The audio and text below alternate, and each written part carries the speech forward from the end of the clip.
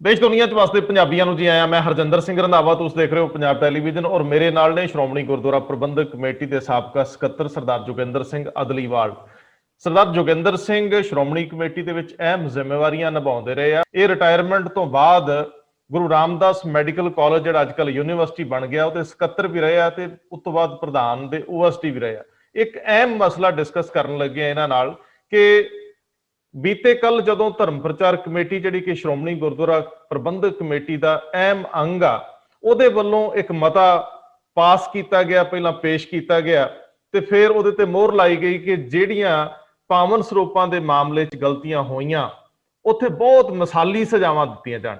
ਇਹ ਮਿਸਾਲੀ ਸਜ਼ਾਵਾਂ ਕੀ ਹੁੰਦੀਆਂ ਤੇ ਜਿਹੜੀਆਂ ਪਹਿਲੀਆਂ ਸਜ਼ਾਵਾਂ ਨੇ ਉਹ ਕੀ, ਉਹਨਾਂ ਸਾਰਿਆਂ ਦੇ ਅਰਥ ਸਮਝਣ ਲਈ ਔਰ ਧਰਮ ਪ੍ਰਚਾਰ ਕਮੇਟੀ ਦੀ ਅਹਿਮੀਅਤ ਕੀ ਹੈ, ਕੀ ਇਹ ਅੰਤਰਿੰਗ ਕਮੇਟੀ ਤੋਂ ਉੱਪਰ ਹੈ ਜਾਂ ਇਹਦੇ ਕੇਸ ਅੰਤਰਿੰਗ ਕਮੇਟੀ 'ਚ ਜਾਂਦੇ ਆ, ਇਹ ਸਾਰੇ ਮਸਲੇ ਡਿਸਕਸ ਕਰਦੇ ਆ। ਸ਼੍ਰੋਮਣੀ ਕਮੇਟੀ ਦੀਆਂ ਅੰਦਰਲੀਆਂ ਜਾਣਨ ਵਾਲੇ ਸਰਦਾਰ ਜੋਗਿੰਦਰ ਸਿੰਘ ਅਦਲੀਵਾਲ ਜੀ ਨੂੰ ਜੀ ਆਇਆਂ ਆਖਦੇ। ਸਵਾਗਤ ਹੈ ਜੀ। ਧੰਨਵਾਦ ਰੰਧਾਵਾ ਸਾਹਿਬ, ਧੰਨਵਾਦ। ਵਾਹਿਗੁਰੂ ਜੀ ਕਾ ਖਾਲਸਾ, ਵਾਹਿਗੁਰੂ ਜੀ ਕੀ ਫਤਿਹ। ਸਕੱਤਰ ਸਾਹਿਬ, ਮੈਨੂੰ ਪਹਿਲਾਂ ਇਹ ਦੱਸਿਓ ਕਿ ਜਿਹੜਾ ਕੱਲ ਫੈਸਲਾ ਹੋਇਆ ਇਹਦੇ ਅਰਥ ਕੀ ਨੇ? ਰੰਧਾਵਾ ਸਾਹਿਬ, ਜਿਹੜੀ ਕੱਲ ਧਰਮ ਪ੍ਰਚਾਰ ਕਮੇਟੀ ਦੀ ਮੀਟਿੰਗ ਹੋਈ ਹੈ ਉਹਦੇ ਵਿੱਚ ਜਿਹੜੀ ਭਾਈ ਈਸ਼ਰ ਸਿੰਘ ਦੀ ਰਿਪੋਰਟ ਸੀਗੀ 267 ਪਾਵਨ ਸਰੂਪਾਂ ਬਾਰੇ ਜੀ, ਉਹਦੇ ਸੰਬੰਧ ਵਿੱਚ ਇੱਕ ਫੈਸਲਾ ਹੋਇਆ ਹੈ ਕਿ ਅਕਾਲ ਤਖਤ ਸਾਹਿਬ ਨੂੰ ਬੇਨਤੀ ਕੀਤੀ ਹੈ ਕਿ ਜਿਹੜੇ ਦੋਸ਼ੀ ਨੇ, ਪਬਲੀਕੇਸ਼ਨ ਵਿਭਾਗ ਦੇ ਜਿਹੜੇ ਦੋਸ਼ੀ ਨੇ, ਉਹਨਾਂ ਨੂੰ ਸਖਤ ਤੋਂ ਸਖਤ ਸਜ਼ਾਵਾਂ ਦਿੱਤੀਆਂ ਜਾਣ ਜੀ। ਤੇ ਮਾਮਲਾ ਜਿਹੜਾ ਹੈ ਉਹ ਫਿਰ ਇੱਕ ਵਾਰੀ ਧਰਮ ਪ੍ਰਚਾਰ ਕਮੇਟੀ ਨੇ ਸ੍ਰੀ ਅਕਾਲ ਤਖਤ ਸਾਹਿਬ ਵੱਲ ਨੂੰ ਜਿਹੜਾ ਹੈ ਉਹ ਤੋਰ ਦਿੱਤਾ। ਪਹਿਲਾਂ ਵੀ ਜਨਰਲ ਹਾਊਸ ਨੇ ਜਿਹੜੀਆਂ ਉਹ ਸਿੱਖ ਜਗਤ ਦੇ ਕੋਲੋਂ ਮਾਫੀ ਮੰਗ ਲਈ ਹੋਈ ਜੀ। ਅੰਤਰਿੰਗ ਕਮੇਟੀ ਨੇ ਜਿਹੜਾ ਉਹ ਅਕਾਲ ਤਖਤ ਸਾਹਿਬ ਨੂੰ ਮਸਲਾ ਸੌਂਪਿਆ ਸੀਗਾ। ਉਹਨਾਂ ਨੇ ਵੀ ਜਿਹੜੀਆਂ ਵੀ ਸਜ਼ਾਵਾਂ ਲੱਗੀਆਂ, ਜਿਹੜੀਆਂ ਤਨਖਾਹਾਂ ਲੱਗੀਆਂ, ਉਹ ਆਪਣੀਆਂ ਪੂਰੀਆਂ ਵੀ ਕਰ ਲਈਆਂ ਹੋਈਆਂ। ਹੁਣ ਫਿਰ ਧਰਮ ਪ੍ਰਚਾਰ ਕਮੇਟੀ ਦਾ ਇਹ ਜਿਹੜਾ ਮਤਾ ਹੈ ਕਿ ਉਹਨਾਂ ਨੂੰ ਸਖਤ ਤੋਂ ਸਖਤ ਸਜ਼ਾਵਾਂ ਦਿੱਤੀਆਂ ਜਾਣ, ਇਹ ਕੁਝ ਥੋੜਾ ਜਿਹਾ ਹੈਰਾਨੀ ਵੀ ਪੈਦਾ ਕਰਦਾ ਹੈ। ਤੇ ਵੈਸੇ ਮੈਂ ਇੱਕ ਗੱਲ ਰੰਧਾਵਾ ਸਾਹਿਬ ਮੈਂ ਕਲੀਅਰ ਕਰਦਿਆਂ ਸੰਗਤਾਂ ਨਾਲ ਕਿ ਜਿਹੜੀ ਧਰਮ ਪ੍ਰਚਾਰ ਕਮੇਟੀ ਹੈ ਉਹਨੂੰ ਬੇਸ਼ੱਕ ਸ਼੍ਰੋਮਣੀ ਗੁਰਦੁਆਰਾ ਪ੍ਰਬੰਧਕ ਕਮੇਟੀ ਦਾ ਜਨਰਲ ਹਾਊਸ ਹੀ ਨੋਮੀਨੇਟ ਕਰਦਾ ਹੈ, ਉਹੀ ਚੋਣ ਕਰਦਾ ਇਹਨਾਂ ਮੈਂਬਰਾਂ ਦੀ, ਪਰ ਇਹ ਜਿਹੜੀ ਹੈ ਇਹ ਪੂਰੇ ਅਧਿਕਾਰਾਂ ਵਾਲੀ ਕਮੇਟੀ ਹੁੰਦੀ ਹੈ। ਇਹਦੀ ਮੀਟਿੰਗ ਦੀ ਕਨਫਰਮੇਸ਼ਨ ਜਿਹੜੀ ਆ ਉਹ ਅੰਤਰਿੰਗ ਕਮੇਟੀ 'ਚ ਨਹੀਂ ਜਾਂਦੀ ਜੀ। ਹੁਣ ਗੱਲ ਇਹ ਆ ਗਈ ਕਿ ਸਖਤ ਸਜ਼ਾਵਾਂ ਜਿਹੜੀਆਂ ਨੇ ਉਹਨਾਂ ਤੋਂ ਕੀ ਭਾਵ ਹੈ ਜੀ। ਰੰਧਾਵਾ ਸਾਹਿਬ, ਇਹ ਸ੍ਰੀ ਅਕਾਲ ਤਖਤ ਸਾਹਿਬ ਸਰਵਉੱਚ ਮੀਰੀ ਪੀਰੀ ਦਾ ਅਸਥਾਨ ਹੈ ਜੀ। ਤੇ ਜਿਵੇਂ ਆਮ ਤੌਰ ਤੇ ਲੋਕੀ ਸਮਝ ਲੈਂਦੇ ਨੇ ਕਿ ਇਹ ਮਤਲਬ ਜਿਹੜੀ ਹੈ ਇਹ ਸਜ਼ਾਵਾਂ ਜਿਹੜੀਆਂ ਨੇ, ਜਿਸ ਤਰ੍ਹਾਂ ਕਿਸੇ ਨੂੰ ਪਾਠ ਕਰਨਾ ਕਹਿ ਲਿਆ, ਅਖੰਡ ਪਾਠ ਕਰਵਾਉਣਾ ਕਹਿ ਲਿਆ, ਇਹਨੂੰ ਲੋਕੀ ਸਜ਼ਾ ਨਹੀਂ ਸਮਝਦੇ। ਉਹ ਕਹਿੰਦੇ ਵੀ ਇਹ ਪਾਠ ਕਰਨਾ ਕੋਈ ਸਜ਼ਾ। ਤੇ ਮੈਂ ਮਤਲਬ ਤੁਹਾਡੇ ਮਾਧਿਅਮ ਰਾਹੀਂ ਮੈਂ ਸੰਗਤ ਨੂੰ ਇਹ ਬੇਨਤੀ ਕਰਨਾ ਚਾਹੁੰਦਾ ਹਾਂ ਕਿ ਅਕਾਲ ਤਖਤ ਸਾਹਿਬ ਜਿਹੜਾ ਹੈ ਉਹ ਕੋਈ ਇੰਟਰੋਗੇਸ਼ਨ ਸੈਂਟਰ ਨਹੀਂ ਹੈ ਜੀ, ਨਾ ਹੀ ਕੋਈ ਇਨਵੈਸਟੀਗੇਸ਼ਨ ਏਜੰਸੀ ਹੈ। ਹਾਂ, ਇਹ ਹੈ ਕਿ ਇੱਥੋਂ ਧਾਰਮਿਕ ਤੌਰ ਉੱਤੇ ਇਹੋ ਜਿਹੀਆਂ ਸਜ਼ਾਵਾਂ ਲੱਗਦੀਆਂ ਰਹੀਆਂ ਜਿਨ੍ਹਾਂ ਨੇ ਇੱਕ ਧਾਰਮਿਕ ਬਹੁਤ ਵੱਡੀ ਅਵਗਿਆ ਕੀਤੀ ਹੋਈ, ਉਹਨਾਂ ਨੂੰ ਸਖਤ ਤੋਂ ਸਖਤ ਸਜ਼ਾਵਾਂ ਵੀ ਮਿਲਦੀਆਂ ਰਹੀਆਂ ਜੀ। ਮਿਸਾਲ ਦੇ ਤੌਰ ਤੇ ਮੈਂ ਇੱਕ ਤੁਹਾਡੇ ਨਾਲ ਸਾਂਝੀ ਕਰਾਂ ਕਿ ਇੱਕ ਕਰਤਾਰ ਸਿੰਘ ਬੇਦੀ ਹੋਏ ਨੇ, ਉਹਨਾਂ ਉੱਤੇ ਇਹ ਦੋਸ਼ ਸੀਗਾ ਕਿ ਉਹਨਾਂ ਨੇ ਮਹੰਤਾਂ ਦੀ ਜਿਹੜੀ ਆ ਉਹ ਮਦਦ ਕੀਤੀ ਤੇ ਮੌਕੇ ਦੇ ਜਿਹੜੇ ਅਕਾਲ ਤਖਤ ਸਾਹਿਬ ਦੇ ਜਿਹੜੇ ਹੈਡ ਸੀ, ਜਿਹੜੇ ਜਥੇਦਾਰ ਸੀਗੇ, ਉਹਨਾਂ ਨੇ ਉਹਨਾਂ ਨੂੰ 5 ਅਖੰਡ ਪਾਠ ਨਨਕਾਣਾ ਸਾਹਿਬ ਵਿਖੇ ਕਰਾਉਣ ਵਾਸਤੇ ਜਿਹੜੀ ਆ ਉਹ ਆਦੇਸ਼ ਦਿੱਤਾ ਸੀਗਾ ਜੀ। ਇਸ ਤੋਂ ਇਲਾਵਾ ਸ੍ਰੀ ਅੰਮ੍ਰਿਤਸਰ ਸਾਹਿਬ ਤੋਂ ਨਨਕਾਣਾ ਸਾਹਿਬ ਪੈਦਲ ਜਾਣ ਲਈ ਕਿਹਾ ਸੀਗਾ ਜੀ। ਤੇ ਉਹਨਾਂ ਸਮੇਂ ਚ ਰੰਧਾਵਾ ਸਾਹਿਬ, ਉਹਨਾਂ ਸਮੇਂ ਦੇ ਵਿੱਚ 10,000 ਰੁਪਇਆ ਪੰਥਕ ਫੰਡ ਲਈ ਜਮ੍ਹਾਂ ਕਰਾਉਣ ਲਈ ਕਿਹਾ ਸੀ। ਬਹੁਤ ਹੁੰਦਾ ਸੀ ਉਦੋਂ, ਉਸ ਵੇਲੇ 10,000 ਰੁਪਇਆ ਤੁਸੀਂ ਹਿਸਾਬ ਲਾਓ ਅੱਜ ਕਿੰਨਾ ਹੋਏਗਾ ਔਰ ਕਿੰਨਾ ਔਖਾ ਸੀ ਕੰਮ। ਪਰ ਅਕਾਲ ਤਖਤ ਸਾਹਿਬ ਤੋਂ ਇਹ ਸਜ਼ਾ ਜਿਹੜੀ ਲੱਗਦੀ ਹੈ, ਜਿਹੜੀ ਤਨਖਾਹ ਲੱਗਦੀ ਹੈ, ਉਹ ਇਸ ਤਰ੍ਹਾਂ ਦੀ ਹੀ ਲੱਗਦੀ ਹੈ।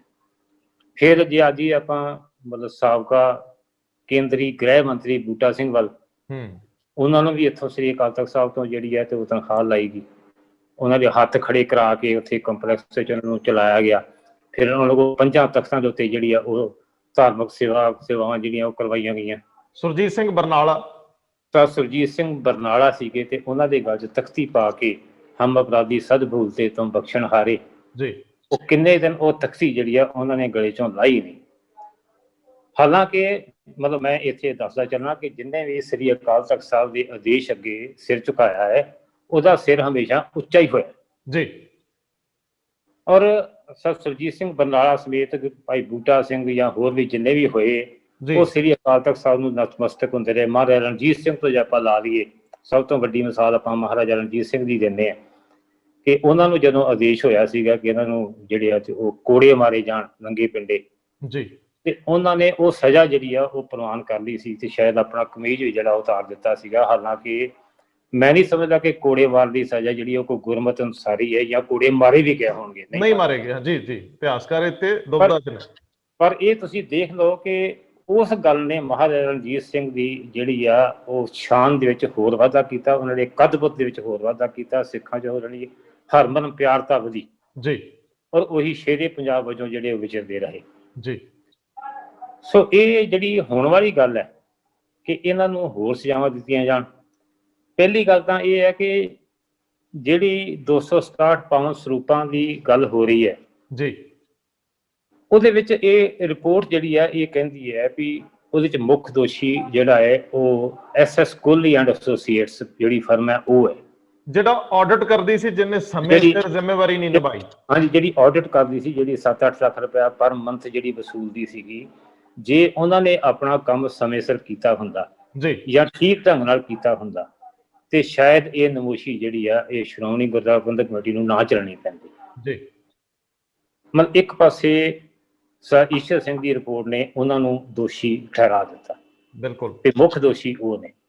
ਦੂਜੇ ਪਾਸੇ ਮੁੱਖ ਦੋਸ਼ੀ ਦਫ਼ਤਰੀ ਅਧਿਕਾਰੀਆਂ ਨੂੰ ਬਣਾਤਾ ਕਿ ਇਹ ਉਹਨੂੰ 75% ਜਿਹੜੀ ਆ ਉਹ ਵੱਧ ਪੇਮੈਂਟ ਕਰੀ ਗਏ ਜੀ। ਹੁਣ ਮੈਂ ਇੱਥੇ ਦੱਸਦਾ ਚੱਲਾਂ ਕਿਉਂਕਿ ਕੋਹਲੀ ਸਾਹਿਬ ਦੀ ਅਪਾਇੰਟਮੈਂਟ ਮੇਰੇ ਵੇਲੇ ਹੀ ਹੋ ਗਈ ਸੀਗੀ 2009 ਲਾਸਟ ਦਸੰਬਰ ਦੇ ਵਿੱਚ ਇਹਨਾਂ ਦੀ ਅਪਾਇੰਟਮੈਂਟ ਹੋ ਗਈ ਸੀ, ਸ਼ਾਇਦ 2010 ਦੇ ਮਤਲਬ ਆਰੰਭ ਵਿੱਚ ਹੀ ਇਹਨਾਂ ਨੇ ਜੁਆਇਨ ਵੀ ਕਰ ਲਿਆ ਸੀਗਾ ਤੇ ਮੈਂ 2011 ਵਿੱਚ ਰਿਟਾਇਰ ਹੋਇਆ ਜੀ।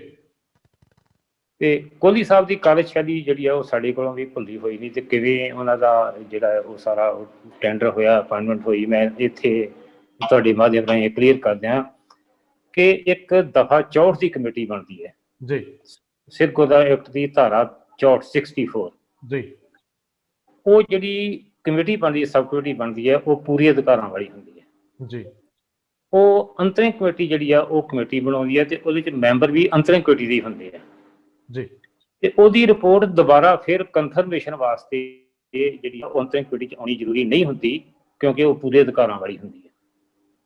ਹੁਣ ਤੁਸੀਂ ਦੇਖੋ ਕਿ ਕੋਹਲੀ ਸਾਹਿਬ ਦੀ ਅਪਾਇੰਟਮੈਂਟ ਵਾਸਤੇ ਜੇ ਦਫਾ 64 ਦੀ ਕਮੇਟੀ ਬਣਾਈ ਗਈ ਹੈ, ਹਾਲਾਂਕਿ ਕੋਈ ਐਮਰਜੈਂਸੀ ਨਹੀਂ ਸੀ, ਮੀਟਿੰਗ ਆਪਾਂ ਹਫਤੇ ਦੇ ਨੋਟਿਸ ਤੇ ਜਦੋਂ ਮਰਜ਼ੀ ਸੱਦ ਸਕਦੇ ਹਾਂ ਜੀ। ਐਮਰਜੈਂਸੀ ਮੀਟਿੰਗ ਜਿਹੜੀ ਆ ਉਹ 72 ਘੰਟੇ ਦੇ ਨੋਟਿਸ ਤੇ ਸੱਦ ਸਕਦੇ ਹਾਂ, ਦੁਬਾਰਾ ਮੀਟਿੰਗ ਵੀ ਹੋ ਸਕਦੀ ਸੀ, ਪਰ ਉਹਦੇ ਵਿੱਚ ਹੀ 64 ਦੀ ਧਾਰਾ 64 ਦੀ ਕਮੇਟੀ ਬਣਾ ਕੇ ਤੇ ਉਹਦੀ ਅਪਾਇੰਟਮੈਂਟ 1 ਸਾਲ ਵਾਸਤੇ ਕੀਤੀ ਗਈ ਜੀ। 3.5 ਲੱਖ ਰੁਪਇਆ ਪਲੱਸ ਜਿਹੜਾ ਹੈ ਉਹਦਾ ਸਰਵਿਸ ਟੈਕਸ ਜੀ। ਪਰ ਉਹ ਜਦੋਂ ਉਹ ਕਮੇਟੀ ਜਿਹੜੀ ਕਾਰਵਾਈ ਸੀਗੀ ਉਹ ਫਿਰ ਜਦੋਂ ਅੰਤਰਿਮ ਕਮੇਟੀ ਦੇ ਕੋਲ ਆਈ ਤੇ ਅੰਤਰਿਮ ਕਮੇਟੀ ਨੇ ਉਹ 1 ਸਾਲ ਨਹੀਂ ਉਹ 3 ਸਾਲ ਵਾਸਤੇ ਐਕਸਟੈਂਡ ਕਰ ਦਿੱਤੀ ਜੀ। ਨਾਲ ਉਹਨੂੰ 75,000 ਰੁਪਇਆ ਹੋਰ ਪਲੱਸ ਵੀ ਕਰ ਦਿੱਤਾ, ਫਿਰ ਸਰਵਿਸ ਟੈਕਸ ਤੋਂ ਫਿਰ ਛੋੜ ਦੇ ਦਿੱਤੀ ਤੇ ਉਹੀ ਕਮੇਟੀ ਜਿਹੜੀ ਆ ਉਹ ਉਹਦੇ ਕਾਰਜਕਾਲ ਦੇ ਵਿੱਚ ਹਰ 3 ਸਾਲ ਬਾਅਦ 3 ਸਾਲ ਦਾ ਵਾਧਾ ਕਰੀ ਗਈ ਔਰ ਉਹਦੀਆਂ ਤਨਖਾਹਾਂ ਦੇ ਵਿੱਚ ਹੀ ਵਾਧਾ ਕਰੀ ਗਈ, ਉਹਦੀਆਂ ਸਹੂਲਤਾਂ ਵਿੱਚ ਹੀ ਵਾਧਾ ਕਰੀ ਗਏ। ਦਫ਼ਤਰ ਦਾ ਸਟਾਫ ਵੀ ਉਹਨੂੰ ਦੇ ਦਿੱਤਾ, ਦਫ਼ਤਰ ਦੇ ਕੰਪਲੈਕਸ ਵੀ ਉਹਨੂੰ ਦੇ ਦਿੱਤਾ, ਸਾਰੀਆਂ ਸਹੂਲਤਾਂ ਵੀ ਦੇ ਦਿੱਤੀਆਂ, ਸਾਰਾ ਕੁਝ ਦੇ ਦਿੱਤਾ। ਔਰ ਉਹ ਜਿਹੜੇ ਬੰਦੇ ਨੇ ਜੇ ਕੋਹਲੀ ਨੇ ਕੰਮ ਨਹੀਂ ਕੀਤਾ ਜੀ ਤੇ ਉਹਦੇ ਕੰਮ ਦੀ ਰਿਪੋਰਟ ਵੀ ਨਹੀਂ ਮੰਗੀ, ਅਗਲਾ ਉਹਦਾ ਜਿਹੜਾ ਕੰਟਰੈਕਟ ਹੈ ਐਕਸਟੈਂਡ ਕਰਨ ਵਾਸਤੇ, ਤੇ ਉੱਚ ਦਫ਼ਤਰੀ ਅਧਿਕਾਰੀ ਕਿੱਥੇ ਦੋਸ਼ੀ ਹੈ ਜੀ? ਚਾਹੀਦਾ ਤਾਂ ਇਹ ਸੀ ਕਿ ਅੰਤਰਿਮ ਕਮੇਟੀ ਜਾਂ ਪ੍ਰਧਾਨ ਦਾ PA ਮੀਟਿੰਗ ਵਿੱਚ ਜਾਣ ਤੋਂ ਪਹਿਲਾਂ ਉਹਦੇ ਕੰਮ ਦੀ ਰਿਪੋਰਟ ਜਿਹੜੀ ਆ ਉਹ ਲੈ ਕੇ ਤੁਰਦਾ ਜੀ, ਦੱਸੋ ਜੀ ਇਹਦੇ ਜਿਵੇਂ ਆਹ ਕੰਮ ਲਾਏ ਸੀਗੇ, ਇਹਨਾਂ ਨੇ ਹੁਣ ਤੱਕ ਕਿੰਨਾ ਕੰਮ ਕਰ ਲਿਆ ਜਾਂ ਇਹ ਕੰਮ ਸਹੀ ਕਰ ਰਹੇ ਨਹੀਂ ਕਰ ਰਹੇ। ਉਹ ਰਿਪੋਰਟ ਜਿਹੜੀ ਆ ਉਹ ਅਗਲੀ ਜਿਹੜੀ ਇਹ ਕਮੇਟੀ ਆ ਉਹਦੇ ਚ ਡਿਸਕਸ ਹੁੰਦੀ ਤੇ ਫਿਰ ਉਹਦਾ ਜੇ ਐਕਸਟੈਂਡ ਹੋ ਜਾਂਦਾ ਫਿਰ ਤਾਂ ਕੋਈ ਗੱਲ ਸੀਗੀ, ਉਹਦੀ ਕਿਸੇ ਨੇ ਲੋੜ ਨਹੀਂ ਸਮਝੀ ਜੀ। ਔਰ ਉਹਨੂੰ ਅਧਿਕਾਰ ਇੰਨੇ ਦੇਈ ਗਏ ਕਿ ਉਹ ਮਤਲਬ ਇੱਕ ਐਮਪਲਾਈ ਨਾ ਹੁੰਦਾ ਹੋਇਆ ਉਹ ਮੈਨੇਜਮੈਂਟ ਦਾ ਐਡਮਿਨਿਸਟ੍ਰੇਸ਼ਨ ਦਾ ਉਹ ਹਿੱਸਾ ਬਣ ਗਿਆ ਜੀ। ਉਹ ਸਾਰੀਆਂ ਸਬ ਕਮੇਟੀਆਂ ਦੇ ਵਿੱਚ ਕੋਹਲੀ जे कोई ਲੱਕੜ ਖਰੀਦਣੀ ਹੈ ਤਾਂ ਕੋਹਲੀ, ਜੇ ਕੋਈ ਸੋਨਾ ਖਰੀਦਣਾ ਤਾਂ ਕੋਹਲੀ, ਜੇ ਕੋਈ ਪੱਥਰ ਖਰੀਦਣਾ ਤਾਂ ਕੋਹਲੀ। ਮਤਲਬ ਗੱਲ ਕਰਦੀ ਕਿ ਜੇ ਚਾਈਨਾ ਜਾਣਾ ਹੈ ਸਮਾਨ ਲੈਣ ਵਾਸਤੇ, ਕੋਈ SGPC ਵਾਸਤੇ, ਤਾਂ ਕੋਹਲੀ ਸਾਹਿਬ ਨਾਲ ਜਾਣਗੇ। ਮਤਲਬ ਗੱਲ ਮੈਂ ਇਹ ਮਤਲਬ ਮੈਂ ਪਰਟੀਕੁਲਰਲੀ ਕੋਹਲੀ ਦੀ ਮੈਂ ਤਾਂ ਕਰ ਰਿਹਾ ਕਿਉਂਕਿ Kohli SS Kohli and associates ਜਿਹੜੇ ਸੀ ਉਹ ਸੀਗੇ ਮਤਲਬ ਇਸ ਕੰਮ ਵਾਸਤੇ ਹਾਇਰ ਕੀਤੇ ਗਏ। ਸਕੱਤਰ ਸਾਹਿਬ, ਕਿਉਂਕਿ ਤੁਸੀਂ ਬਹੁਤ ਬਰੀਕੀਆਂ ਦੱਸ ਰਹੇ ਹੋ, ਇਸ ਕਰਕੇ ਮੈਂ ਤੁਹਾਨੂੰ ਟੋਕਣਾ ਮੁਨਾਸਿਬ ਨਹੀਂ ਸਮਝਦਾ। ਅਸੀਂ ਜਾਣਨਾ ਵੀ ਚਾਹੁੰਦੇ ਹਾਂ ਕਾਰਜਸ਼ੈਲੀ ਨੂੰ, ਔਰ ਤੁਸੀਂ ਬਹੁਤ ਬਰੀਕੀ ਨਾਲ ਉਹ ਦੱਸ ਸਕਦੇ ਹੋ। ਅੰਦਰ ਸੀ ਤੁਸੀਂ, ਬਹੁਤ ਡੂੰਘੇ ਸੀ। ਸਵਾਲ ਇਹ ਆ ਕਿ ਜੇ ਉਹ ਵੱਡੇ ਘਰ ਦੇ ਇੰਨਾ ਨੇੜੇ ਸੀ ਵਿਅਕਤੀ ਵਿਸ਼ੇਸ਼ ਕੋਹਲੀ, ਫਿਰ ਇਹਦਾ ਮਤਲਬ ਹੈ ਕਿ ਉਹ ਸਾਰੇ ਪ੍ਰਧਾਨਾਂ ਦਾ ਸੁਪਰ ਪ੍ਰਧਾਨ ਸੀ। ਜੇਕਰ ਮੈਂ ਹੁਣੇ ਸਾਬਤ ਕਰਨਾ, ਹਾਂ, ਮੈਂ ਚਾਹੂੰਗਾ ਕਿ ਤੁਸੀਂ ਡਿਟੇਲ ਚ ਦੱਸੋ, ਪਰ ਕੀ ਸਾਡੇ ਜਿਹੜੇ ਅਧਿਕਾਰੀ ਸੀ ਉਹਨਾਂ ਨੇ ਕਦੇ ਥੋੜਾ ਬਹੁਤਾ ਰਿਵੋਲਟ ਕੀਤਾ, ਕਿਤੇ ਕੋਈ ਨੋਟਿੰਗ ਦਿੱਤੀ, ਕਿਤੇ ਆਪਣੇ ਪ੍ਰਧਾਨਾਂ ਨੂੰ ਕੋਈ ਗਲਤ ਹੁੰਦੇ ਦੀ ਜਾਣਕਾਰੀ ਦੇਣ ਦੀ ਕੋਸ਼ਿਸ਼ ਕੀਤੀ? ਕਿਉਂਕਿ ਪ੍ਰਬੰਧਕੀ ਨੁਕਤਾ ਨਜ਼ਰ ਤੋਂ ਜਿਹੜੇ ਲੋਕ ਸਰਵਿਸ ਨਿਯਮਾਂ ਚ ਵੱਜੇ ਸੀਗੇ ਉਹੀ ਤਾਂ ਜ਼ਿੰਮੇਵਾਰ ਸੀ। ਕੋਹਲੀ ਤਾਂ ਕੌਣ ਸੀਗਾ ਜੀ? ਉਹ ਕਿਹੜਾ ਕਿਤੇ ਹਾਜ਼ਰੀ ਲਾਉਂਦਾ ਸੀ? ਉਹ ਤਾਂ ਇੱਕ ਆਡੀਟਰ ਸੀਗਾ, ਉਹਨੂੰ ਉਹਦੀ ਕੋਈ ਜ਼ਿੰਮੇਵਾਰੀ ਫਿਕਸ ਤਾਂ ਨਹੀਂ ਸੀ ਹੋਣੀ ਨਾ ਜੀ। ਰੰਧਾਵਾ ਸਾਹਿਬ, ਜਿਹੜਾ ਮੇਰਾ ਅਗਲਾ ਕਥਨ ਹੈ ਉਹ ਇਸ ਗੱਲ ਦੀ ਪੁਸ਼ਟੀ ਕਰ ਦੇਗਾ ਜੀ। 2014 ਦੇ ਵਿੱਚ ਸ਼੍ਰੋਮਣੀ ਗੁਰਦੁਆਰਾ ਪ੍ਰਬੰਧਕ ਕਮੇਟੀ ਦੀ ਅੰਤਰਿਮ ਕਮੇਟੀ ਨੇ ਇੱਕ ਮਤਾ ਕਰਕੇ ਜੀ ਇਹਦਾ ਕੰਟਰੈਕਟ ਖਤਮ ਕਰ ਦਿੱਤਾ ਸੀ ਜੀ, ਜਿਹਦੇ ਵਿੱਚ ਇਹ ਕਿਹਾ ਗਿਆ ਸੀਗਾ ਕਿ ਇਹਨੇ ਆਪਣੀ ਜਿੰਮੇ ਲੱਗੀਆਂ ਜਿਹੜੀਆਂ ਡਿਊਟੀਆਂ ਨੇ ਉਹ ਇਹਨੇ ਜ਼ਿੰਮੇਵਾਰੀ ਨਾਲ ਨਹੀਂ ਨਿਭਾਈਆਂ ਜੀ, ਔਰ ਇਹਨੇ ਜਿਹੜੀ ਦਫ਼ਤਰ ਦੀ ਜਿਹੜੀ ਪ੍ਰਬੰਧਕੀ ਹੈ ਮਤਲਬ ਢਾਂਚਾ ਹੈ, ਐਡਮਿਨਿਸਟ੍ਰੇਸ਼ਨ ਹੈ, ਉਹਦੇ ਵਿੱਚ ਇਹਨੇ ਆਪਣੀ ਨੱਕ ਅੜਾਈ ਹੈ। ਇਹ ਸਾਰਾ ਕੁਝ ਲਿਖ ਕੇ ਉਹ ਮਤਾ ਕੀਤਾ, ਫਿਰ ਇਹਨੂੰ ਇਹਦੀਆਂ ਸੇਵਾਵਾਂ ਤੋਂ ਇਹਨੂੰ ਹਟਾ ਦਿੱਤਾ ਗਿਆ, ਇਹਨੂੰ ਫਰਕ ਕਰ ਦਿੱਤਾ ਗਿਆ ਜੀ। ਪਰ ਤੁਸੀਂ ਦੇਖੋ ਵੀ ਇਹ ਬੰਦਾ ਕਿੰਨਾ ਪਾਵਰਫੁਲ ਸੀਗਾ ਕਿ ਵਿਦਨ 48 ਆਵਰਸ 48 ਘੰਟੇ ਦੇ ਵਿੱਚ ਰੰਧਾਵਾ ਸਾਹਿਬ ਦੁਬਾਰਾ ਐਗਜ਼ੀਕਿਊਟਿਵ ਕਮੇਟੀ ਦੀ ਮੀਟਿੰਗ ਬੁਲਾਈ ਗਈ ਜੀ। ਉਹੀ ਐਗਜ਼ੀਕਿਊਟਿਵ ਕਮੇਟੀ ਦੇ ਮੈਂਬਰ, ਉਹੀ ਅਹੁਦੇਦਾਰ, ਉਹੀ ਪ੍ਰਧਾਨ, ਉਹੀ ਸਕੱਤਰ ਮਤਾ ਇਹਨੂੰ ਫਰਕ ਕਰਨ ਵਾਲਾ, ਉਹੀ ਅਗਲੇ ਦਿਨ ਇਹਨੂੰ ਰੀਜੁਆਇਨ ਕਰਾਉਣ ਵਾਲਾ ਕਿ ਵਿਦਨ 48 ਆਵਰਸ ਇਹਨੂੰ ਦੁਬਾਰਾ ਜੁਆਇਨ ਕਰਵਾ ਲਿਆ ਗਿਆ। ਇੱਥੋਂ ਤੁਸੀਂ ਅੰਦਾਜ਼ਾ ਕਰ ਸਕਦੇ ਹੋ ਕਿ ਜਿਹੜਾ ਦਫ਼ਤਰ ਦਾ ਵਿੱਚ ਜਿਹੜਾ ਇੱਕ ਅਧਿਕਾਰੀ ਹੈ, ਸਕੱਤਰ ਹੈ ਜਾਂ ਵੀ ਸਕੱਤਰ ਹੈ, ਐਡੀਸ਼ਨਲ ਸਕੱਤਰ ਹੈ ਜਾਂ ਚੀਫ ਸਕੱਤਰੀ ਕਹਿ ਲਓ, ਉਹਦੀ ਜਿਹੜੀ ਕਿੰਨੀ ਕੁ ਚੱਲਦੀ ਹੋਏਗੀ ਵੀ ਉਹ ਕੋਹਲੀ ਨੂੰ ਕਿੰਨਾ ਕੁ ਜਿਹੜਾ ਅਸਿਸਟ ਕਰ ਸਕਦਾ ਹੋਏਗਾ। ਨਹੀਂ, ਪਰ ਮੈਂ ਥੋੜਾ ਜਿਹਾ ਅੱਗੇ ਜਾਊਂਗਾ। ਜਦੋਂ ਈਸ਼ਰ ਸਿੰਘ ਵਾਲੀ ਕਮੇਟੀ ਦੇ ਵਿੱਚ ਇਹਨੂੰ ਦੋਸ਼ੀ ਪਾਇਆ ਜਾਂਦਾ ਔਰ ਸਿੰਘ ਸਾਹਿਬ ਗਿਆਨੀ ਹਰਪ੍ਰੀਤ ਸਿੰਘ ਉਸ ਤੋਂ ਬਾਅਦ 에ਅਰਪੋਰਟ ਸੌਂਪ ਕੇ ਹੋ ਸਕਦਾ ਪਰਦੇ ਓਲੇ ਸ਼੍ਰੋਮਣੀ ਕਮੇਟੀ ਦੇ ਪ੍ਰਧਾਨ ਨੂੰ ਇਹਦੇ ਸੰਬੰਧੀ ਚਰਚਾ ਵੀ ਕਰਦੇ ਹੋ, ਕਿਉਂਕਿ ਜਿਹੜੀ ਬਾਡੀ ਜਦੋਂ ਇਹ ਫੈਸਲਾ ਲੈਂਦੀ ਹੈ ਐਗਜ਼ੈਕਟਿਵ ਦੀ ਬਾਡੀ, ਉਹਦੇ ਵਿੱਚ ਇਹਦੇ ਤੇ ਸਖਤ ਫੈਸਲਾ ਲਿਆ ਗਿਆ ਕਿ ਇਹਦੇ ਕੋਲ ਪੈਸੇ ਰਿਕਵਰ ਕੀਤੇ ਜਾਣ। ਇਹ ਵੀ ਹੁਣ ਮਸਲਾ ਹੈ ਕਿ ਹੋਣੇ ਆ ਕਿਵੇਂ ਹੋਣੇ, ਕਾਨੂੰਨੀ ਪ੍ਰਕਿਰਿਆ 'ਚ ਫਸੂਗਾ ਕਿਵੇਂ। ਲੇਕਿਨ ਅਸਲ ਦੇ ਵਿੱਚ ਜਦੋਂ ਦਿਖਾਇਆ ਇਹ ਗਿਆ ਕਿ ਇਹ ਤੇ ਬੜੀ ਸਖਤ ਕਾਰਵਾਈ ਕਰਤੀ ਹੈ, ਕਿ ਅਕਾਲ ਤਖਤ ਸਾਹਿਬ ਤੇ ਇਹੋ ਜਿਹੇ ਵਿਅਕਤੀਆਂ ਨੂੰ ਵੀ ਸਜ਼ਾ ਲੱਗਣੀ ਚਾਹੀਦੀ ਹੈ ਜਿਹੜੇ ਸਿੱਖ ਹੁੰਦੇ ਆ, ਸਿੱਖ ਬਾਡੀ ਦੇ ਇੰਨੇ ਕੀਮਤੀ ਸਰਮਾਏ, ਕਿਉਂਕਿ 10-10 ਰੁਪਏ ਤੋਂ ਕਰੋੜਾਂ ਇਕੱਠੇ ਹੁੰਦੇ ਆ। ਹੁਣ ਉਹਨੂੰ ਤੁਸੀਂ 7-8 ਕਰੋੜ ਜਮ੍ਹਾਂ ਕਰਾਉਣ ਲਈ ਕਹਿ ਦਿਓ, ਗੱਲ ਅਲੱਗ ਆ, ਲੇਕਿਨ 7-8 ਕਰੋੜ ਰੁਪਇਆ ਗਿਆ ਵੀ ਤਾਂ ਹੈ ਨਾ ਜੀ। ਸੋ ਸਵਾਲ ਇਹ ਆ ਕਿ ਕੀ ਅਕਾਲ ਤਖਤ ਸਾਹਿਬ ਵਰਗੀ ਸੰਸਥਾ ਔਰ ਸੁਪਰੀਮ ਲੋਕ ਸਾਡੇ ਜਿਹੜੇ ਉਹ ਸਮਾਂ ਰਹਿੰਦਿਆਂ ਅੱਖਾਂ ਕਿਉਂ ਨਹੀਂ ਖੋਲਦੇ? ਆਖਰ ਸਾਰੇ ਪ੍ਰਧਾਨ ਇਸ ਤਰੀਕੇ ਨਾਲ ਚੁੱਪਚਾਪ ਕਿਵੇਂ ਗੁਜ਼ਾਰਾ ਕਰਦੇ ਰਹੇ? ਅਸੀਂ ਆਵਾਂਗੇ ਪਾਵਨ ਸਰੂਪਾਂ ਦੇ ਜਿਹੜੇ ਥੱਲੇ ਦੇ ਅਧਿਕਾਰੀ ਜ਼ਿੰਮੇਵਾਰ ਆ ਉਹਨਾਂ ਦੀ ਗੱਲ ਕਰਨ ਵਾਲੇ, ਲੇਕਿਨ ਮੈਨੂੰ ਇੰਜ ਲੱਗਦਾ ਹੈ ਕਿ ਜਿਹੜੀ ਸਜ਼ਾਵਾਂ ਦੀ ਗੱਲ ਹੋ ਰਹੀ ਹੈ, ਹੁਣ ਸਜ਼ਾਵਾਂ ਜਿਹੜੀਆਂ ਆਲਰੇਡੀ ਮਿਲੀਆਂ ਹੋਈਆਂ ਨੇ, ਜਿਹੜੇ ਸਸਪੈਂਡ ਕਰਤੇ, ਫਾਰਗ ਕਰਤੇ, ਜਿਨ੍ਹਾਂ ਨੂੰ ਚਾਰਜ ਸ਼ੀਟ ਹੋ ਗਈ, ਕਈਆਂ ਦੇ ਜਵਾਬ ਵੀ ਆ ਗਏ। ਮੇਰੇ ਕੋਲ ਇੱਕ ਰਿਪੋਰਟ ਆ ਰਹੀ ਸੀ, ਭਾਵੇਂ ਕਿ ਜਨਤਕ ਨਹੀਂ ਹੋਈ, ਕਿ ਡਾਕਟਰ ਰੂਪ ਸਿੰਘ ਜਿਹੜੇ ਕਿ ਸਾਬਕਾ ਮੁੱਖ ਸਕੱਤਰ ਨੇ, ਉਹਨਾਂ ਨੇ ਜਿਹੜਾ ਨੋਟਿਸ ਉਹਨਾਂ ਨੂੰ ਭੇਜਿਆ ਗਿਆ ਉਹਦਾ ਉਹਨਾਂ ਜਵਾਬ ਵੀ ਦਿੱਤਾ। ਸੋ ਮੈਨੂੰ ਇੰਜ ਲੱਗਦਾ ਹੈ ਕਿ ਇਹਦੇ ਉੱਤੇ ਹੋਰ ਫਰਦਰ ਕਲੈਰੀਫਿਕੇਸ਼ਨ ਦੀ ਲੋੜ ਹੋਊਗੀ। ਤੁਸੀਂ ਜ਼ਿਆਦਾ ਤਰੀਕੇ ਨਾਲ ਦੇ ਸਕਦੇ ਹੋ ਕਿ ਹੁਣ ਅੱਗੇ ਕੀ? ਦੇਖੋ, ਜਿਹੜੀ ਅਕਾਲ ਤਖਤ ਸਾਹਿਬ ਵੱਲੋਂ ਅਪਾਇੰਟ ਕੀਤਾ ਪੜਤਾਲੀਆ ਕਮਿਸ਼ਨ ਸੀਗਾ ਜਿਸ ਤੱਕ ਉਹਦੀ ਰਿਪੋਰਟ ਦਾ ਸੰਬੰਧ ਹੈ, ਇਹ ਠੀਕ ਹੈ ਕਿ ਉਹਨਾਂ ਨੇ ਪੂਰਾ ਬੇਲਹਾਜ਼ੀ ਦੇ ਨਾਲ ਜੀ। ਤੁਹਾਡੀ ਆਵਾਜ਼ ਘਟ ਗਈ,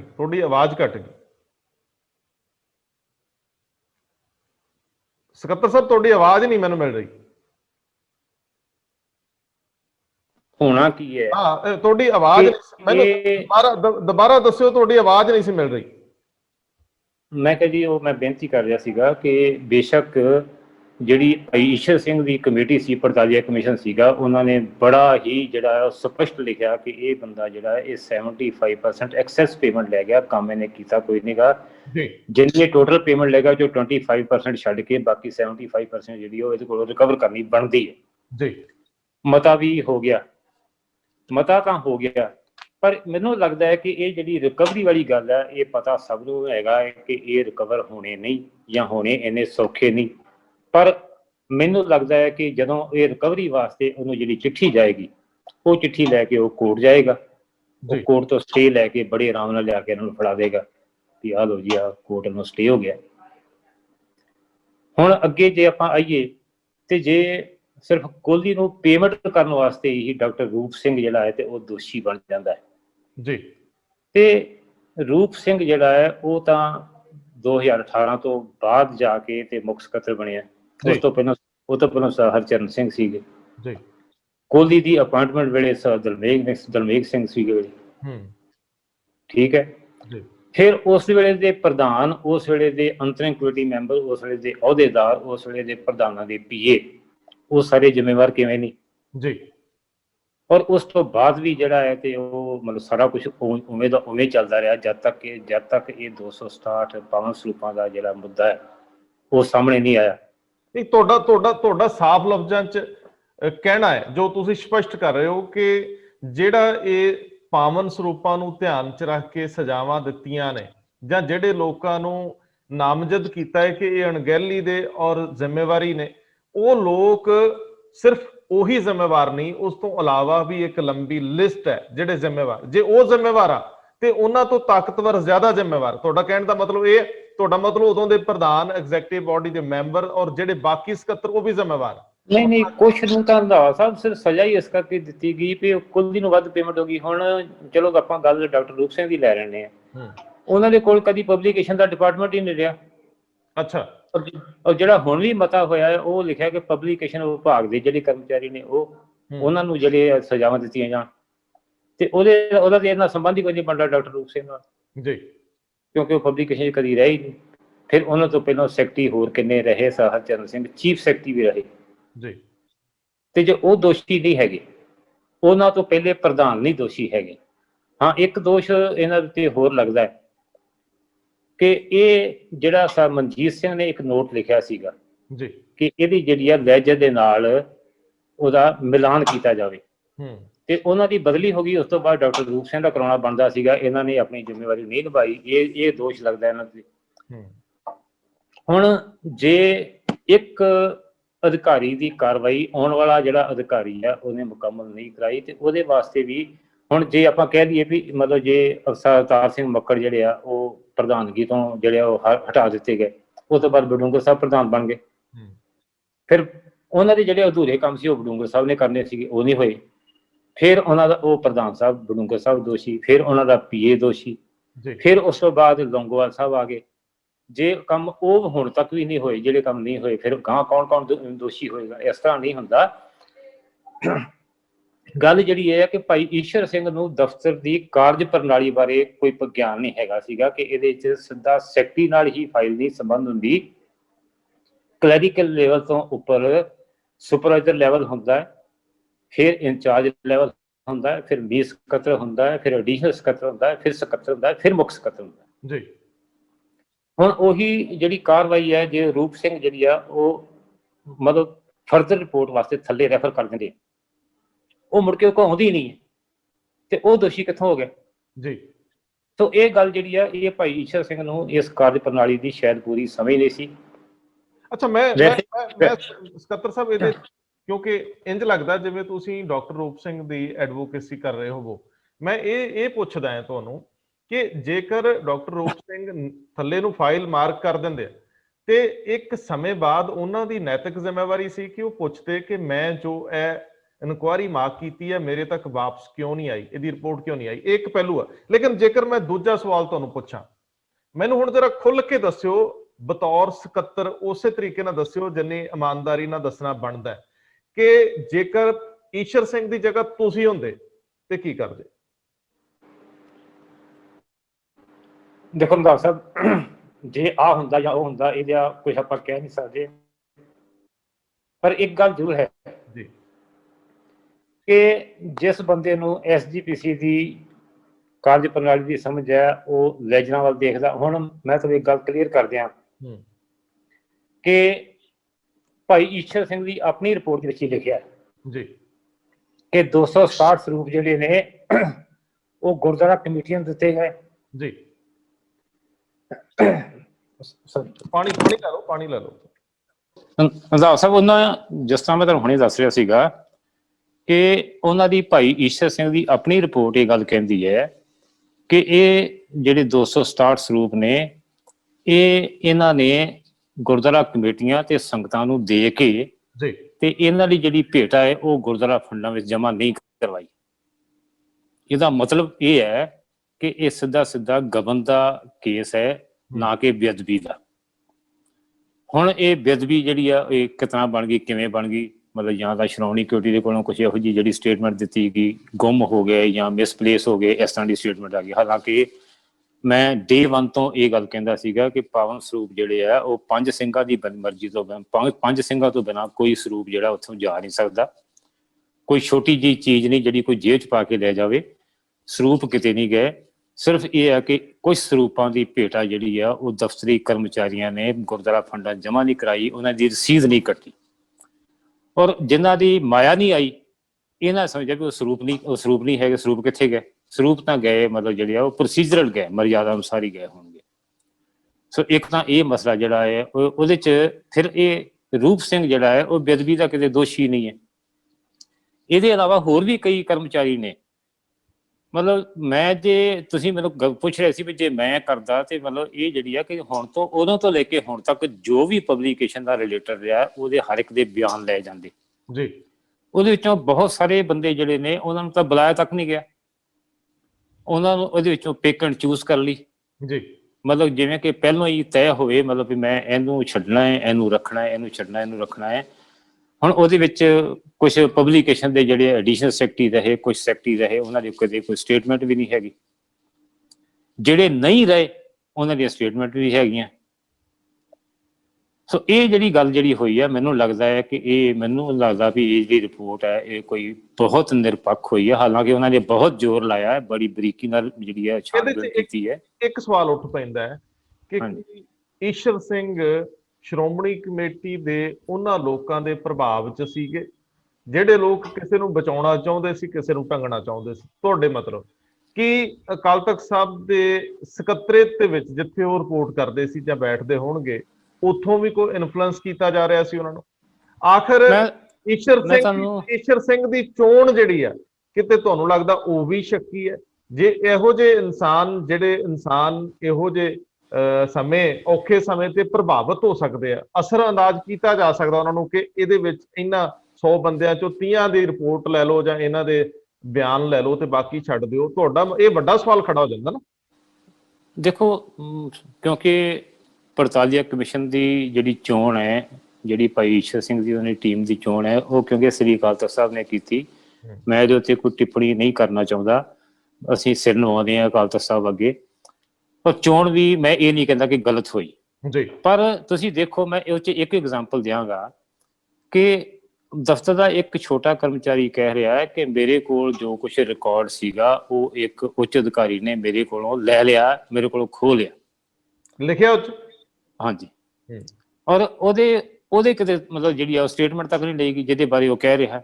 ਸਿਰਫ ਇਹ ਲਿਖਿਆ ਵਿੱਚ ਰਿਪੋਰਟ ਦੇ ਵਿੱਚ ਲਿਖਿਆ ਕਿ ਇੱਕ ਉੱਚ ਅਧਿਕਾਰੀ ਨੇ ਉਹਦੇ ਕੋਲੋਂ ਇਹ ਜਿਹੜਾ ਰਿਕਾਰਡ ਜਿਹੜਾ ਉਹ ਲੈ ਲਿਆ ਜੀ। ਇਹ ਰਿਪੋਰਟ ਦੇ ਵਿੱਚ ਲਿਖਿਆ ਹੋਇਆ, ਉਹਨੂੰ ਸਿਰਫ ਉੱਚ ਅਧਿਕਾਰੀ ਲਿਖਿਆ, ਉਹਦਾ ਕਿਤੇ ਨਾਮ ਵੀ ਨਹੀਂ ਆਇਆ, ਉਹਦੇ ਕਿਤੇ ਬਿਆਨ ਵੀ ਨਹੀਂ ਆਏ। ਮਤਲਬ ਇਸ ਤਰ੍ਹਾਂ ਕਰਕੇ ਮਤਲਬ ਮੈਂ ਇਹ ਗੱਲ ਜਿਹੜੀ ਆ, ਮੈਂ ਇਸ ਨਤੀਜੇ ਤੇ ਪਹੁੰਚਿਆ, ਮੈਂ ਇਹ ਗੱਲ ਕਹਿਣ ਲਈ ਮਜਬੂਰ ਹਾਂ ਕਿ ਇਹਦੇ ਵਿੱਚ ਪਿਕ ਐਂਡ ਚੂਜ਼ ਜਿਹੜੀ ਆ ਉਹਦੀ ਸੰਭਾਵਨਾ ਹੋ ਸਕਦੀ ਹੈ ਜੀ, ਕਿ ਕੁਝ ਬੰਦਿਆਂ ਨੂੰ ਜਿਹੜਾ ਉਹ ਟਾਰਗੇਟ ਤੇ ਲੈ ਕੇ ਹੀ ਜਿਹੜਾ ਉਹ ਕੁਝ ਕੀਤਾ ਗਿਆ ਹੋਵੇ। ਮੈਂ ਨਾ ਰੂਪ ਸਿੰਘ ਦਾ ਮਤਲਬ ਮੈਂ ਐਡਵੋਕੇਸੀ ਨਹੀਂ ਕਰਨਾ ਚਾਹੁੰਦਾ, ਪਰ ਹੁਣ ਉਹ ਕਹਿੰਦੇ ਨੇ ਕਿ ਮੈਂ ਆਪਣੀ ਜਿਹੜੀ ਆ ਇਖਲਾਕੀ ਦੇ ਆਧਾਰ ਤੇ, ਨੈਤਿਕਤਾ ਦੀ ਜ਼ਿੰਮੇਵਾਰੀ ਦੇ ਆਧਾਰ ਤੇ ਮਤਲਬ ਮੈਂ ਰਿਜ਼ਾਈਨ ਕਰਤਾ, ਕਿਉਂਕਿ ਚਲੋ ਆਈ ਵਾਸ ਦਾ ਹੈਡ ਐਟ ਦੈਟ ਟਾਈਮ ਕਿ ਆਈ ਸ਼ੁਡ ਕੁਇਟ। मैं इस करके रिजाइन करता, मैं कोई ਦੋਸ਼ੀ ਹੋਣ ਕਰਕੇ ਰਿਜ਼ਾਈਨ ਨਹੀਂ ਕੀਤਾ, ਪਰ ਉਹਨਾਂ ਦੀ ਜਦੋਂ ਉਹਨਾਂ ਦਾ ਮਤਾ ਲਿਖਿਆ ਗਿਆ ਤੇ ਉਹਨਾਂ ਦੇ ਉੱਤੇ ਫਿਰ ਨਾਲ ਵਿਭਾਗੀ ਕਾਰਵਾਈ ਜਿਹੜੀ ਆ ਉਹਦਾ ਫਿਰ ਕੀਤਾ ਗਿਆ, ਹਾਲਾਂਕਿ ਅਸਤੀਫਾ ਵੀ ਪ੍ਰਵਾਨ ਹੋ ਗਿਆ। ਇਸ ਗੱਲੋਂ ਮੈਂ ਕਹਿੰਦਾ ਵੀ ਕੁਝ ਗੱਲਾਂ ਜਿਹੜੀਆਂ ਨੇ ਉਹ ਮੈਨੂੰ ਲੱਗਦਾ ਹੈ ਮਤਲਬ ਵੀ ਉਹ ਠੀਕ ਨਹੀਂ ਹੋਈਆਂ। ਸਾਰੀਆਂ ਗੱਲਾਂ ਬਾਰੇ ਮੈਂ ਟਿੱਪਣੀ ਨਹੀਂ ਕਰ ਰਿਹਾ, ਪਰ ਇਹ ਹੈ ਕਿ ਉਹਦੇ ਚ ਹੋਰ ਵੀ ਜਿਹੜੇ ਕਰਮਚਾਰੀ ਅਧਿਕਾਰੀ ਜਿਹੜੇ ਆ ਉਹ ਉਹਦੇ ਚ ਜਾਂਚ ਦੇ ਘੇਰੇ ਚ ਆਉਂਦੇ ਸੀ ਜਿਹੜੇ ਕਿ ਛੱਡ ਲਏ ਗਏ। ਇੱਕ ਵੱਡਾ ਤੁਸੀਂ ਸਵਾਲ ਖੜਾ ਕਰਤਾ ਹੈ, ਮੈਨੂੰ ਇਹ ਕਹਿੰਦੇ ਆ ਕੋਈ ਮੁਸ਼ਕਿਲ ਨਹੀਂ ਕਿ ਜਿਹੜਾ ਕੰਮ ਆਸਾਨੀ ਨਾਲ ਸ਼੍ਰੋਮਣੀ ਕਮੇਟੀ ਆਪਣੇ ਤੌਰ ਤੇ ਕਰ ਸਕਦੀ ਸੀ, ਜਿਹੜੇ ਇਸ ਕਾਰਜਸ਼ੈਲੀ ਨੂੰ ਪ੍ਰੋਪਰ ਜਾਣਦੀ ਸੀ, ਸਭ ਨੂੰ ਪਤਾ ਸੀ, ਜਿਹੜੇ ਐਗਜ਼ੈਕਟਿਵ ਬਾਡੀ 'ਚ ਬੈਠੇ ਆ ਜਾਂ ਜਿਹੜੇ ਤੁਸੀਂ ਲੋਕ ਪੁਰਾਣੇ ਬੰਦੇ ਹੋ ਸਭ ਨੂੰ ਪਤਾ ਸੀ। ਸ਼੍ਰੋਮਣੀ ਕਮੇਟੀ ਕੋਲ ਜਦੋਂ ਇਹ ਕੇਸ ਆਇਆ ਸੀ, ਇਸ ਕੇਸ ਨੂੰ ਸਿੱਧਿਓਂ ਐਡਰੈਸ ਕਰਨ ਦੀ ਬਜਾਏ ਸ਼੍ਰੀ ਅਕਾਲ ਤਖਤ ਸਾਹਿਬ ਦੇ ਖੇਮੇ 'ਚ ਪਾਲੇ 'ਚ ਸੁੱਟ ਕੇ ਬਚਣ ਦਾ ਯਤਨ ਹੋਇਆ, ਜਿੱਥੋਂ ਈਸ਼ਰ ਸਿੰਘ ਜਾਂ ਕੋਈ ਹੋਰ ਲੋਕ ਜਿਹੜੇ ਇਹਨੂੰ ਜਾਣਦੇ ਨਹੀਂ ਸੀ ਉਹਨਾਂ ਦੇ ਕੋਲੋਂ ਕੁਤਾਹੀਆਂ ਵੀ ਹੋਈਆਂ। ਇਸ ਵੇਲੇ ਜਿਹੜੀ ਸਥਿਤੀ ਆ ਉਹ ਸ਼੍ਰੋਮਣੀ ਕਮੇਟੀ ਦੇ ਦਫ਼ਤਰਾਂ ਦੇ ਬਾਹਰ ਲੋਕ ਧਰਨੇ ਤੇ ਬੈਠੇ ਨੇ, ਅਜੇ ਤੱਕ ਕੁਝ ਵੀ ਕਲੀਅਰ ਨਹੀਂ। ਇਸ ਮੌਕੇ ਤੇ ਧਰਮ ਪ੍ਰਚਾਰ ਕਮੇਟੀ ਦਾ ਇਹ ਕਹਿ ਦੇਣਾ ਕਿ ਮਿਸਾਲੀ ਸਜ਼ਾਵਾਂ, ਹੁਣ ਇੱਕ ਸਜ਼ਾ ਤਾਂ ਲੋਕਾਂ ਨੂੰ ਮਿਲ ਗਈ ਜਿਹੜੇ ਬੰਦੇ ਸਸਪੈਂਡ ਕਰਤੇ ਜਾਂ ਫਾਰਗ ਕਰਤੇ ਜਾਂ ਕੋਈ ਅਸਤੀਫਾ ਦੇ ਗਿਆ, ਦੂਜੇ ਬੰਨੇ ਸ਼੍ਰੀ ਅਕਾਲ ਤਖਤ ਸਾਹਿਬ ਦੇ ਸਾਹਮਣੇ ਵੀ ਬਹੁਤ ਸਾਰੇ ਲੋਕ ਪੇਸ਼ ਹੋ ਗਏ। ਹੁਣ ਇਸ ਤੋਂ ਫਰਦਰ ਕੀ ਮਿਸਾਲੀ ਸਜ਼ਾ ਹੋਵੇ? ਸਿੱਖੀ ਦੇ ਵਿੱਚ ਸਿੱਖੀ ਮਾਨਤਾਵਾਂ ਤੇ ਮਰਿਆਦਾ ਅਨੁਸਾਰ ਹੋਰ ਸਖਤ ਦਾ ਮਤਲਬ ਕੀ ਹੈ, ਇਹ ਮੈਨੂੰ ਸਮਝ ਨਹੀਂ ਆਇਆ। ਦੂਜੇ ਬੰਨੇ ਕੀ ਸ਼੍ਰੋਮਣੀ ਕਮੇਟੀ ਇੱਕ ਵਾਰੀ ਮੁੜ ਤੋਂ ਆਪਣੀ ਗਲਤੀ ਨੂੰ ਸੁਧਾਰਨ ਲਈ ਬਕਾਇਦਾ ਜਾਂਚ ਕਰਾ ਸਕਦੀ ਹੈ ਨਿਰਪੱਖ ਲੋਕਾਂ ਕੋਲੋਂ, ਜਿਹੜੇ ਸ਼੍ਰੋਮਣੀ ਕਮੇਟੀ ਦੀ ਜਾਂ ਮੰਨ ਲਓ ਜਿਵੇਂ ਪੁਰਾਣੇ ਸਕੱਤਰ ਨੇ, ਪੁਰਾਣੇ ਪ੍ਰਧਾਨ ਤੇ ਸਕੱਤਰ ਇਕੱਠੇ ਕਰਕੇ ਉਹਨਾਂ ਦੀ ਕਮੇਟੀ ਬਣਾ ਕੇ ਇੱਕ ਇੱਕ ਬੰਦੇ ਨੂੰ ਜਿਹੜਾ ਇਸ ਪੀਰੀਅਡ ਦੌਰਾਨ ਜ਼ਿੰਮੇਵਾਰ ਰਿਹਾ, ਘੱਟੋ ਘੱਟ ਇਹ ਪਤਾ ਤਾਂ ਲੱਗੇ ਕਿ ਸਰੂਪ ਗਏ ਕਿੱਥੇ। ਆਖਰ ਜਦੋਂ ਪੰਜ ਪਿਆਰੇ ਲੈ ਕੇ ਕਿਧਰੇ ਸਰੂਪ ਛੱਡਣ ਜਾਂਦੇ ਹੋਣਗੇ ਕੋਈ ਰਿਕਾਰਡ ਹੋਊਗਾ, ਕੋਈ ਗੱਡੀਆਂ ਦੀਆਂ ਜਿਹੜੀਆਂ ਇਹ ਬਣਾਉਂਦੇ ਹੋਵੋਗੇ ਤੁਸੀਂ ਡਾਇਰੀਆਂ ਵਗੈਰਾ ਜਿਨ੍ਹਾਂ ਦੇ ਵਿੱਚ ਲੋਕ ਜਾਂਦੇ ਰਹੇ ਆ, ਗੱਡੀ ਕਿੱਥੋਂ ਆਈ ਕਿੱਥੇ ਗਈ, ਕਿੰਨਾ ਤੇਲ ਬਲਿਆ, ਖਰਚੇ ਪਏ ਹੋਣਗੇ। ਸੋ ਤੁਹਾਨੂੰ ਲੱਗਦਾ ਕਿ ਇੱਕ ਵਾਰੀ ਮੁੜ ਤੋਂ ਪ੍ਰੋਪਰ ਜਾਂਚ ਹੋਣੀ ਚਾਹੀਦੀ ਹੈ?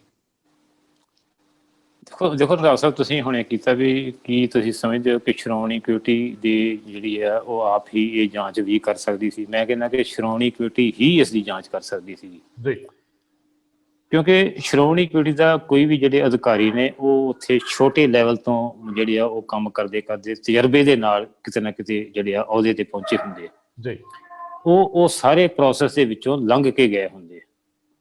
ਜਿਵੇਂ ਕਿ ਮੈਂ ਉੱਥੇ ਜਿਹੜਾ ਪ੍ਰਿੰਟਿੰਗ ਪ੍ਰੈਸ ਦੇ ਵਿੱਚ ਮੈਂ ਮੈਨੇਜਰ ਰਿਹਾ 2-3 ਸਾਲ ਵਾਸਤੇ, ਮੈਨੂੰ ਉੱਥੋਂ ਦੀ ਸਾਰੀ ਰੂਟੀਨ ਦਾ ਪਤਾ ਹੈ, ਮੈਂ ਉਹ ਹੱਥੀਂ ਸਾਰਾ ਕੰਮ ਕੀਤਾ। ਜਿਹੜੇ ਸਾਡੇ ਅਕਾਊਂਟਸ ਵਾਲੇ ਬੰਦੇ ਜਿਹੜੇ ਨੇ, ਜਿਹੜੇ ਲੈਜਰਾਂ ਲਿਖਦੇ ਨੇ, ਉਹਨਾਂ ਨੂੰ ਸਾਰੇ ਅਕਾਊਂਟਸ ਦਾ ਜਿਹੜੇ ਨੁਕਤੇ ਪਤਾ ਹੁੰਦੇ, ਜਿਹੜੇ ਸਟੋਰ ਕੀਪਿੰਗ ਕਰਦੇ ਨੇ ਉਹਨਾਂ ਨੂੰ ਸਾਰੇ ਉਹ ਪਤਾ ਹੁੰਦੇ। ਤੇ ਮੈਨੂੰ ਲੱਗਦਾ ਕਿ ਭਾਈ ਈਸ਼ਰ ਸਿੰਘ ਜਿਹੜੇ ਨੇ ਉਹ ਪ੍ਰੋਫੈਸ਼ਨਲੀ ਜਿਹੜੇ ਆ ਉਹ ਵਕੀਲ ਸੀਗੇ, ਮਤਲਬ ਜਾਂ ਹੁਣੇ ਵਕੀਲ ਨੇ, ਪਤਾ ਨਹੀਂ ਮਤਲਬ ਵੀ ਪ੍ਰੈਕਟਿਸ ਕਰਦੇ ਕਿ ਨਹੀਂ ਕਰਦੇ, ਪਰ ਮੈਨੂੰ ਲੱਗਦਾ ਕਿ ਉਹਨਾਂ ਨੂੰ ਦਫ਼ਤਰੀ ਜਿਹੜੇ ਆ ਕੰਮਕਾਰ ਦਾ ਉਹ ਤਜਰਬਾ ਬਹੁਤਾ ਸ਼ਾਇਦ ਨਹੀਂ ਹੈਗਾ, ਜਾਂ ਆਪਾਂ ਕਹਿ ਸਕਦੇ ਹਾਂ ਘੱਟੋ ਘੱਟ ਸ਼੍ਰੋਮਣੀ ਕਮੇਟੀ ਦੀ ਕਾਰਜਕਾਰ ਪ੍ਰਣਾਲੀ ਜਿਹੜੀ ਆ ਉਹਦਾ ਉਹਨਾਂ ਨੂੰ ਤਜਰਬਾ ਨਹੀਂ ਹੈਗਾ ਸੀ। ਅਦਰਵਾਈਜ਼ ਮਤਲਬ ਇਹ ਗੱਲ ਜਿਹੜੀ ਆ ਇਹਦੀ ਰਿਪੋਰਟ ਜਿਹੜੀ ਆ ਇਹ ਕੁਛ ਹੋਰ ਤਰ੍ਹਾਂ ਹੋਣੀ ਸੀ। ਅਗਲੀ ਗੱਲ ਕਿ ਜਿਹੜੀਆਂ ਹੁਣ ਤੁਸੀਂ ਗੱਲ ਕੀਤੀ ਵੀ ਮਿਸਾਲੀ ਜਿਹੜੀਆਂ ਸਜ਼ਾਵਾਂ ਨੇ, ਮੈਂ ਜਿਵੇਂ ਪਹਿਲਾਂ ਹੀ ਬੇਨਤੀ ਕਰ ਚੁੱਕਿਆ ਹਾਂ ਕਿ ਮਤਲਬ ਸ੍ਰੀ ਅਕਾਲ ਤਖਤ ਸਾਹਿਬ ਜਿਹੜਾ ਹੈ ਉਹ ਕੋਈ ਇੰਟਰੋਗੇਸ਼ਨ ਸੈਂਟਰ ਨਹੀਂ ਹੈ, ਉਹਦੇ ਵਾਸਤੇ ਜਿਹੜੀ ਆ ਪੁਲਿਸ ਪ੍ਰਸ਼ਾਸਨ ਹੁੰਦਾ ਹੈ ਜੀ।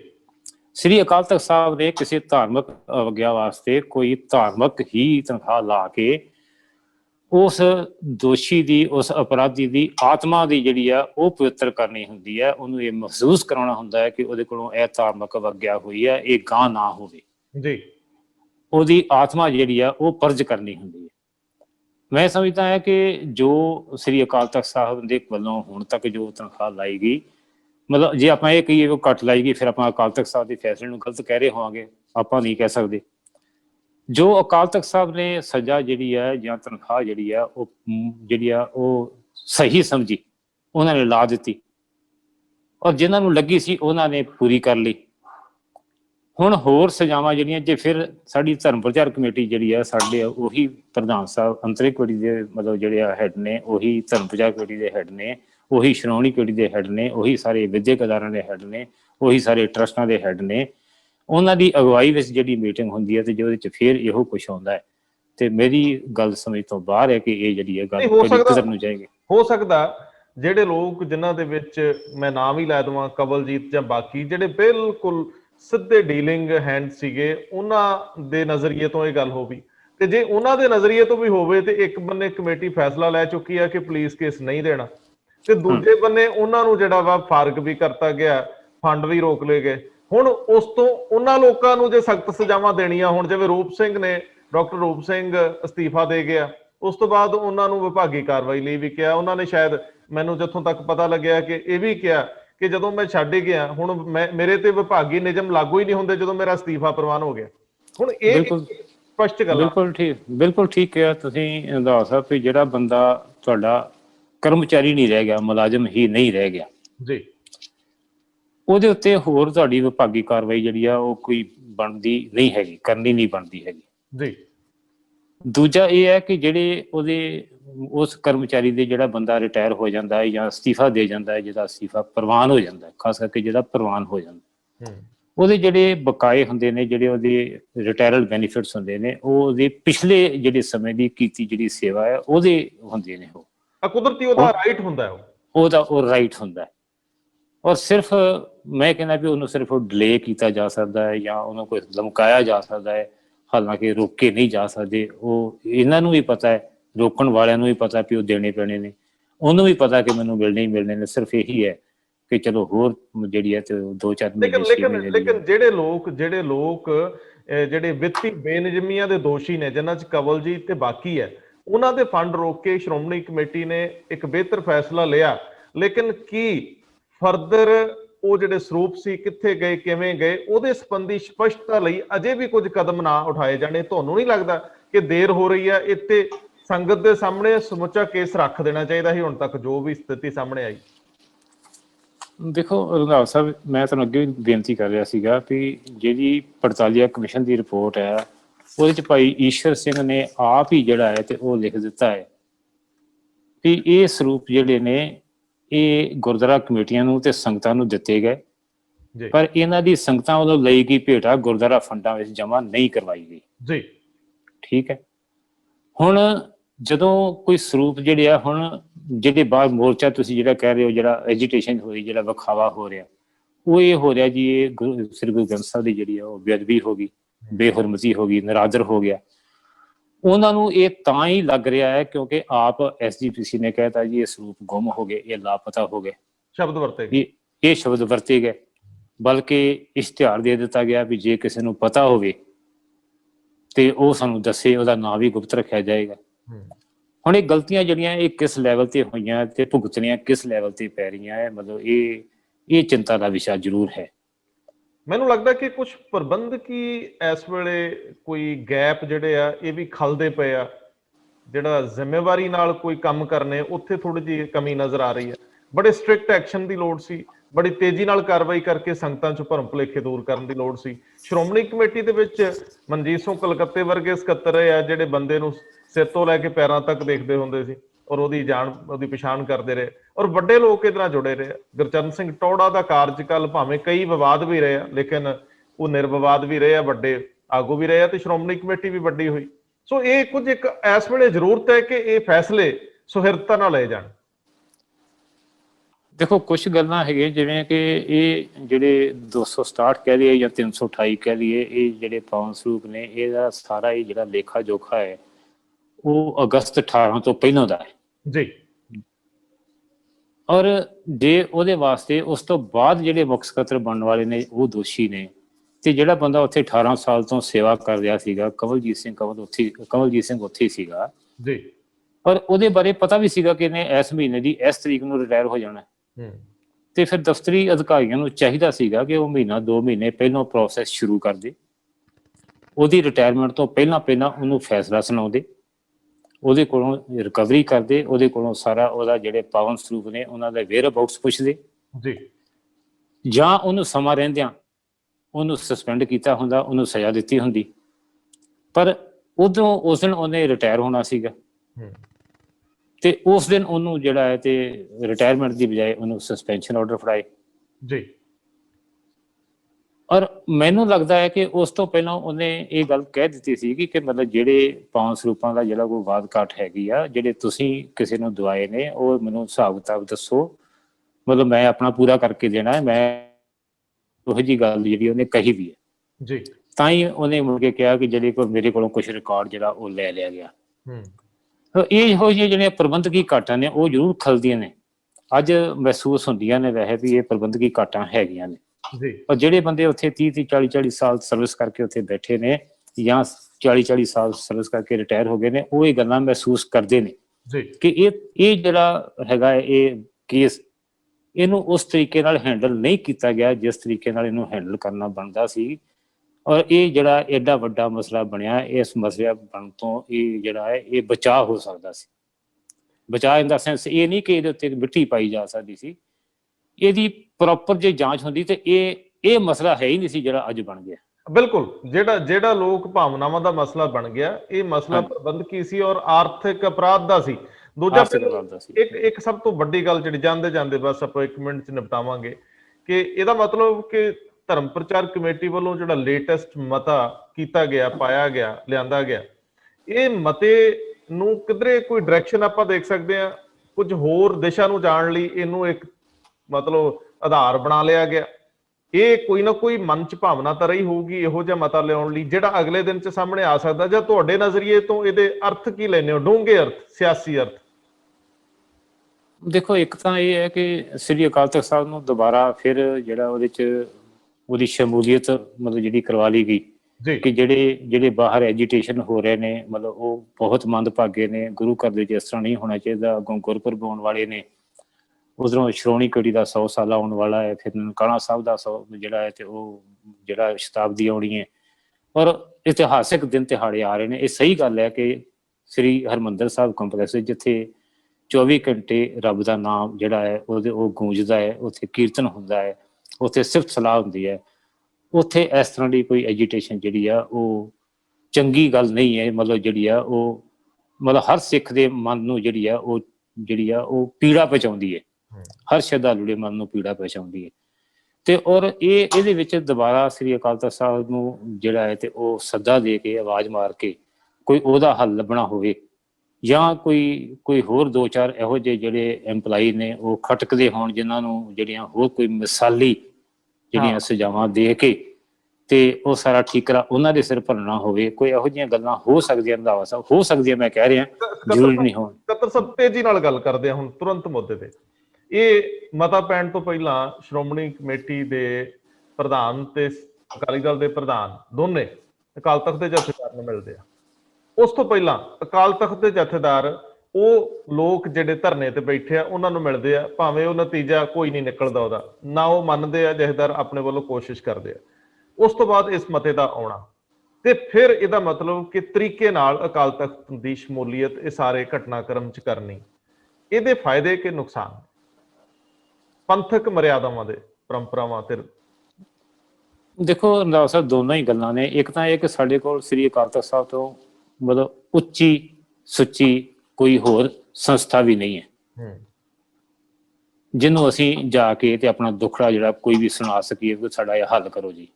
ਦੂਜਾ ਇਹ ਕਿ ਸ੍ਰੀ ਅਕਾਲ ਤਖਤ ਸਾਹਿਬ ਨੂੰ ਹਰ ਮਸਲੇ ਵਿੱਚ ਘਸੀਟਣਾ ਵੀ ਜਿਹੜਾ ਹੈ, ਘੜੀਸਣਾ ਵੀ ਜਿਹੜਾ ਹੈ, ਉਹ ਵੀ ਮੈਨੂੰ ਲੱਗਦਾ ਹੈ ਕਿ ਕੋਈ ਬਹੁਤ ਪੋਜ਼ਿਟਿਵ ਗੱਲ ਨਹੀਂ ਹੈ, ਬਹੁਤ ਕੋਈ ਹਾਂ ਪੱਖੀ ਗੱਲ ਨਹੀਂ ਹੈ। ਠੀਕ ਤੁਸੀਂ ਕਹਿੰਦੇ ਹੋ, ਜਦੋਂ ਸੋਸ਼ਲ ਮੀਡੀਆ ਦਾ ਜ਼ਮਾਨਾ ਹੈ ਉਸ ਵੇਲੇ ਜਿਹੜੀ ਵੀ ਸੰਸਥਾ ਨੂੰ ਬਹੁਤ ਜ਼ਿਆਦਾ ਕਾਮਨ ਕਰੋਗੇ ਉਹਦੀ ਆਲੋਚਨਾ ਵੀ ਉਨੀ ਹੋਏਗੀ, ਉਹਦਾ ਮਾਣ ਸਤਿਕਾਰ ਵੀ ਘਟੇਗਾ। ਬਹੁਤ ਮਿਹਰਬਾਨੀ ਸਕੱਤਰ ਸਾਹਿਬ, ਤੁਸੀਂ ਬੜੀ ਵਿਸਥਾਰਤ ਜਾਣਕਾਰੀ ਦਿੱਤੀ ਹੈ, ਚੰਗਾ ਲੱਗਿਆ। ਧੰਨਵਾਦ ਜੀ, ਧੰਨਵਾਦ।